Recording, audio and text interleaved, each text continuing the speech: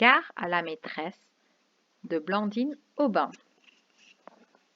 Les personnages: le petit chaperon rouge, le petit poucet, Hansel et Gretel, la maîtresse et le loup. Chapitre 1. Aujourd'hui est un jour particulier. C'est la rentrée des classes pour les enfants des contes de fées. Sur le chemin de l'école, le petit chaperon rouge, Hansel, Gretel et le petit poucet sont bien contents de se retrouver. On les entend rire dans toute la forêt. Mais derrière les arbres, quelqu'un les observe. C'est le grand méchant loup qui prépare encore un mauvais coup. Le loup se frotte les pattes avec un air malin. Pendant que ces chers petits vont à l'école, occupons-nous de leur maîtresse. Hop! Il verse 1 kilo de clous sur la route, puis vite, il court se cacher. Sur sa bicyclette, la maîtresse se rapproche à toute vitesse. Paf! Paf! Paf! Ses pneus éclatent d'un coup. Le loup est enchanté. Hé hé! Bien joué! La maîtresse se fâche tout rouge. Si c'est une blague, elle est de très mauvais goût. Avec ces roues à réparer, je vais être en retard à l'école. Derrière son arbre, le loup ricane. Mais c'est exactement ce que je voulais. Et pfft, il file à travers les bois, un raccourci par-ci, un raccourci par-là. En moins de 3 minutes, il arrive le premier devant l'école. Sur la porte, une grande pancarte est accrochée. École des enfants des contes de fées. Entrée interdite aux sorcières, aux ogres et aux loups. Mais le loup ne sait pas lire. Et il est bien trop pressé. C'est bientôt l'heure de son déjeuner. Il se glisse dans la classe et se met à farfouiller. Voilà ce qu'il me faut. Chapitre 2.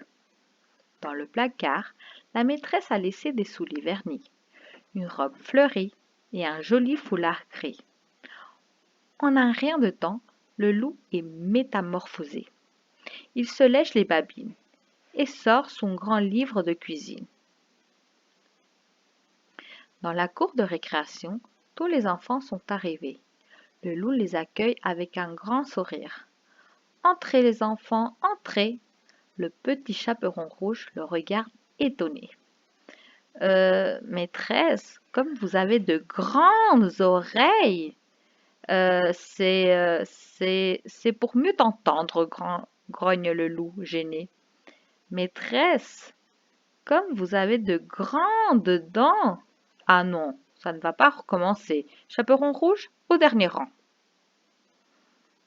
Le loup se penche vers les enfants en grommelant. Prenez vos livres de recettes, de lecture. Floc! Un gâteau au chocolat s'écrase sur sa figure. Le loup fronce les sourcils. Hansel, je vais me fâcher. Tac, tac, tac, tac, tac, tac, tac, tac, tac, tac, tac. Une pluie de petits cailloux bombarde son derrière. Cette fois, le loup est en colère. Petit poucet, ça va barder. Mais quel chahut! Personne ne l'écoute plus. Bon, vous l'aurez voulu, je vais vous manger tout cru. Chapitre 3. Pendant ce temps, la maîtresse a réparé sa bicyclette. À toute vitesse, elle s'élance sur son engin. Au bout du chemin, l'école apparaît enfin. Vite, la maîtresse saute de sa bicyclette et s'approche d'une fenêtre. Et que voit-elle dépasser? Une paire de grandes oreilles velues. La maîtresse pousse un cri. Ah, quelle horreur! Le grand méchant loup a ligoté tous les enfants. Dans la classe, le loup regarde les enfants d'un œil gourmand. Voyons, voyons, qui vais-je manger en premier? Chaperon rouge? Bien sûr, j'attends ce moment depuis si longtemps. Mais les enfants ne se laissent pas impressionner. Attention, méchant loup, on va le dire à la maîtresse.